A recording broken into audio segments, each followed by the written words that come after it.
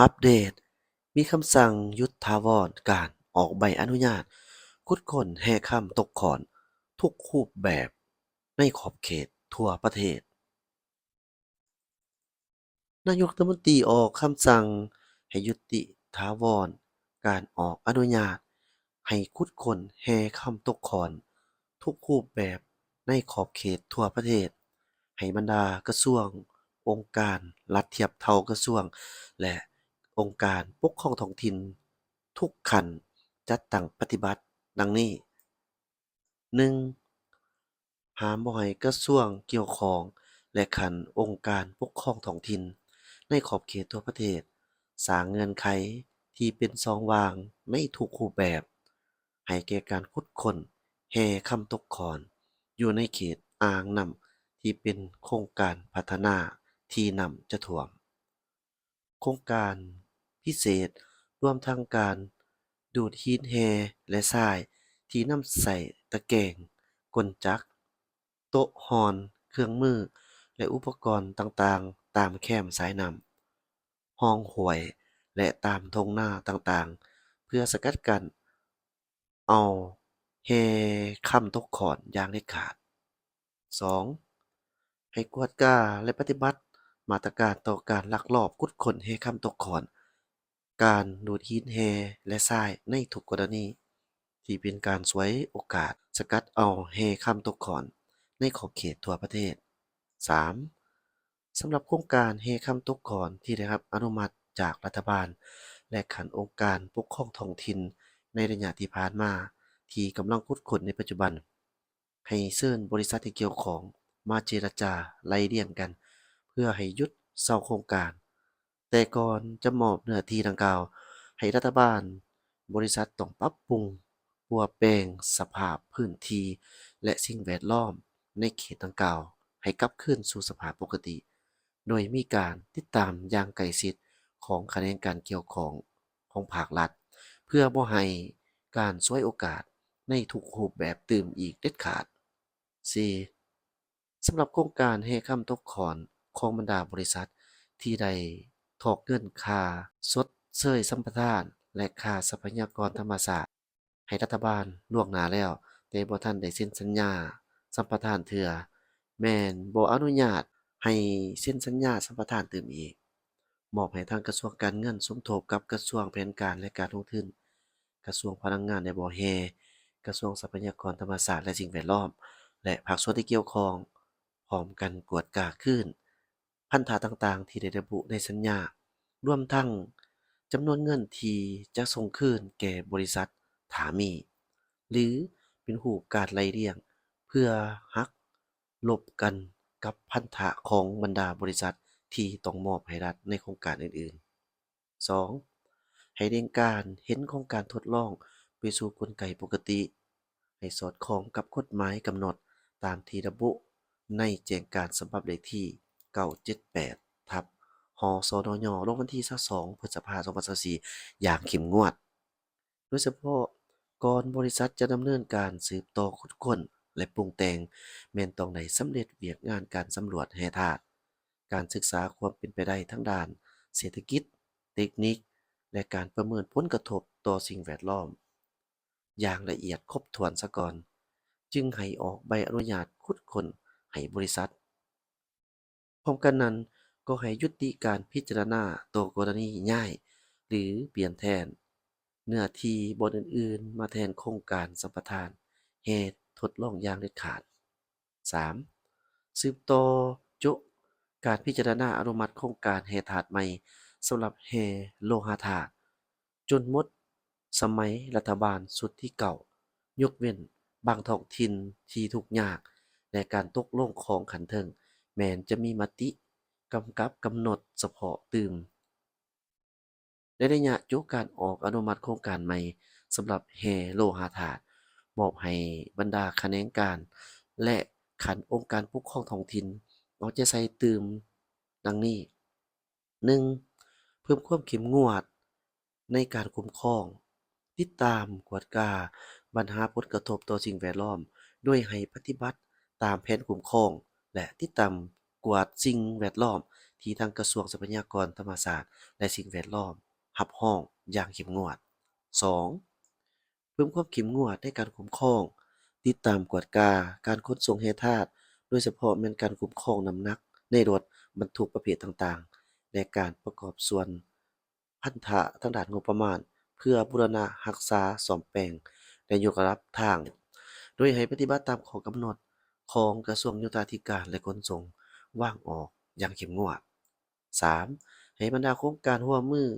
สอบค้นสำรวจระหว่างบริษัทกับกรมธรณีศาสตร์และแร่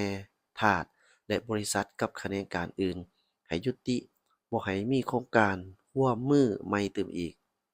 สำหรับโครงการเก่าผ่านมาเมื่อสิ้นสุดอายุ MOU แม่นบ่ให้สืบต่ออีกส่วนข้อมูลที่ได้จากการศึกษาแม่นบ่ให้เป็นบุริมสิทธิ์ เพื่อเสนอขอเซ็นสัญญากับรัฐบาลและให้มอบข้อมูลดังกล่าวนั้นเป็นบริมสิทธิ์ของรัฐบาลในการพิจารณาตกลงอนุญาตลงทุนด้วยรูปแบบการประมูลหรือรูปแบบอื่นตามกฎหมายและระเบียบการที่เกี่ยวข้อง 4. มาตรการจัดตั้งปฏิบัติคำสั่ง 1. ให้ทางกระทรวงพลังงานได้บ่แฮ่เป็นใจกลางสมทบกับภาคส่วนที่เกี่ยวข้องค้นคว้าปรับปรุงมาตรการในการคุ้มครองผลิตภัณฑ์แร่ค่ำของแต่ละโครงการตามขั้นตอนของกฎหมายแต่ละขั้นตอนการผลิต การเคลื่อนย้ายและการจำหน่ายผลิตภัณฑ์แร่ธาตุค้นคว้าปรึกษาหารือกับผู้ลงทุนเพื่อให้รัฐบาลเข้าร่วมถือหุ้นสำหรับแร่ธาตุอื่นกวดกาคืนขีดโครงการแร่ธาตุแต่ละประเภทที่มีความเสี่ยงในการลักลอบขุดค้นให้ละเอียดพร้อมทั้งหีบห้อนดำเนินการสำรวจและวางแผนคุ้มครองให้ถูกต้องและสอดคล้องตามกฎหมายและระเบียบการโดยมีส่วนร่วมของแขนงการที่เกี่ยวข้องทั้งส่วนกลางและท้องถิ่น 2. ให้กระทรวงแผนการและการลงทุนเป็นใจกลางสมทบกับกระทรวงพลังงานในบ่แฮ่แขนงการที่เกี่ยวข้องและองค์การปกครองท้องถิ่นในขอบเขตทั่วประเทศสืบต่อลงติดตามบรรดาโครงการบ่แฮ่ท่าต่างๆในขอบเขตทั่วประเทศในกรณีกวดพบเห็นโครงการใด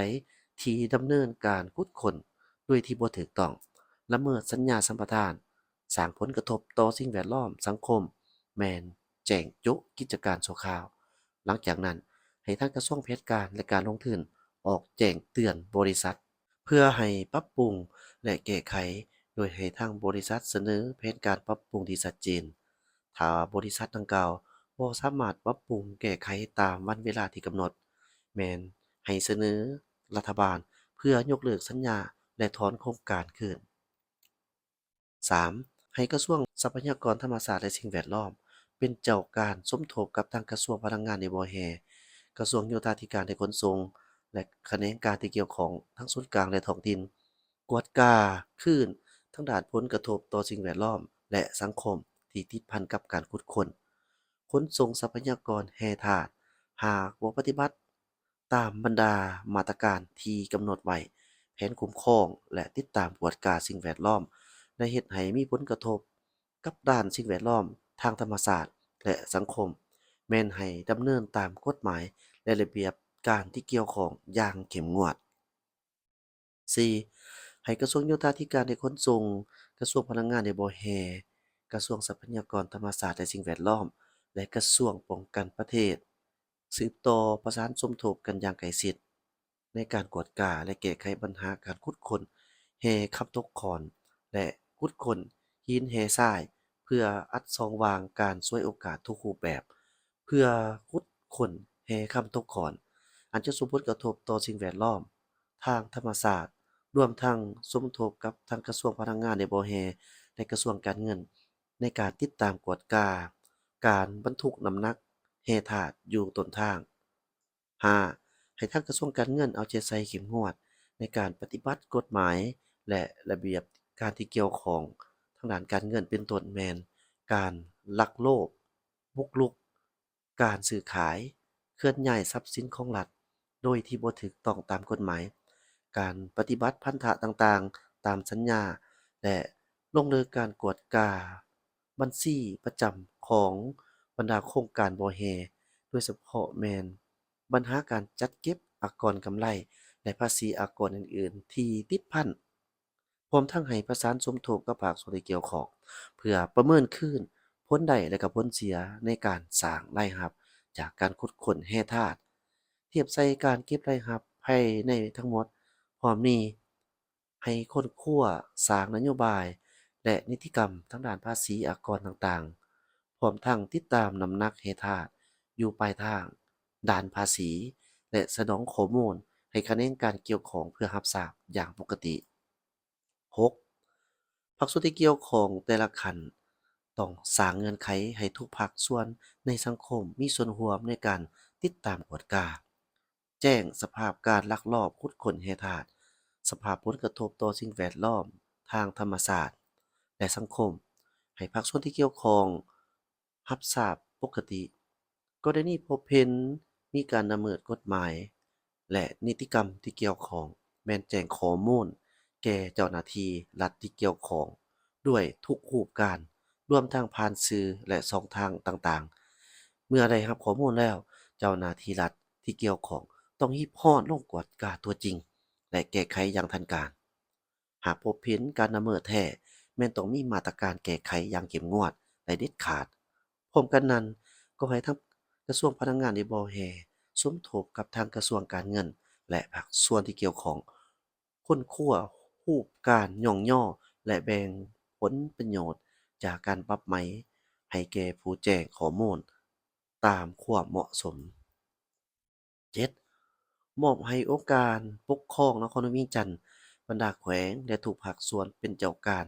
จัดตั้งปฏิบัติกฎหมายและนิติกรรมที่เกี่ยวข้องกับแร่ธาตุอย่างเข้มงวด กรณีกวดพบเห็นอยู่ที่ขันท้องถิ่นใดมีการลักลอบขุดค้นแร่คำตกขอนมอบให้คันองค์การปกครองท้องถิ่นนั้นเป็นผู้รับผิดชอบตามกฎหมายและระเบียบการต่างๆพร้อมนั้นให้รีบร้อนดำเนินการกวดกาเก็บกำข้อมูลและแก้ไขการลักลอบขุดค้นทรัพยากรแร่ธาตุต่างๆการจับจองการซื้อขายการดำเนินกิจการหรือ ดำเนินธุรกิจของบุคคลนิติบุคคลกรณีที่บ่ได้รับอนุญาตหรือได้รับอนุญาตที่บ่ถูกต้องตามกฎหมายแม่นให้ยุติยกเลิกและรื้อถอนพร้อมทั้งปฏิบัติตามมาตรการต่อผู้ละเมิดตามกฎหมายอย่างเข้มงวดสืบต่อเป็นเจ้าการและเข้มงวดในการปกป้องสกัดกั้นการลักลอบขุดค้นแร่ธาตุในทุกรูปแบบ ในกรณีหากเกิดมีปรากฏการณ์ย่อท้อทางด้านแร่ธาตุต่างๆอยู่ท้องถิ่นใดแม่นมอบให้ท้องถิ่นนั้นเป็นเจ้าการในการแก้ไขปัญหาโดยไวเข้มงวดและขาดตัวด้วยมาตรการต่างๆตามความเหมาะสมบริหารเศรษฐกิจและกฎหมายต่อบุคคลนิติบุคคลหรือการจัดตั้งที่ละเมิดทั้งการกระทำผิดดังกล่าวอย่างเข้มงวดพร้อมนี้ให้รีบร้อนสรุปและสั่งร่วม รายงานความคืบหน้าผลการจัดตั้งปฏิบัติให้รัฐบาลรับทราบและมีทิศชี้นำอย่างเป็นปกติ โดยผ่านห้องว่าการสำนักงานนายกรัฐมนตรีในแต่ละระยะ 8. ให้ทางกระทรวงแถลงข่าววัฒนธรรมและท่องเที่ยวสำรวมผลกระทบจากการขุดค้นแร่ธาตุต่างๆต่อสถานที่ท่องเที่ยวที่อาจส่งผลกระทบต่อทรัพยากรการท่องเที่ยวทางธรรมศาสตร์วัฒนธรรมและประวัติศาสตร์ ได้เป็นเจ้าการสมทบอย่างใกล้ชิดกับกระทรวงพลังงานในบ่แฮ่เพื่อกวดกาและมีมาตรการป้องกันร่วมกัน 9. ให้บรรดาทานรัฐมนตรีหัวหน้าองค์การเทียบเท่ากระทรวงเจ้าของนครหลวงเวียงจันทน์บรรดาเจ้าแขวงในทั่วประเทศค้นคว้ากำแหนนคำสั่งฉบับนี้พร้อมทั้งพันขยายออกเป็นหน้าเวียกละเอียดตามความรับผิดชอบของตนโดยไว และจัดตั้งปฏิบัติให้มีประสิทธิผลในกรณีแขนงการใดท้องถิ่นใดหากละเมิดต่อคำสั่งฉบับนี้แม้นคณะนำของแขนงการนั้นหรือท้องถิ่นนั้นต้องรับผิดชอบต่อกฎหมายและระเบียบการต่างๆที่กำหนดไว้ 5. บรรดาคำสั่งขอตกลงแจงการและนิติกรรมต่างๆแขนงการและขันองค์การปกครองท้องถิ่นต่างๆได้ประกาศใส่ผ่านมา ซึ่งมีเนื้อในขัดกับคำสั่งฉบับนี้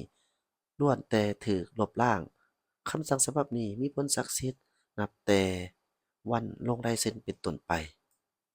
นายกรัฐมนตรีชอน ชัย ศรีพันธร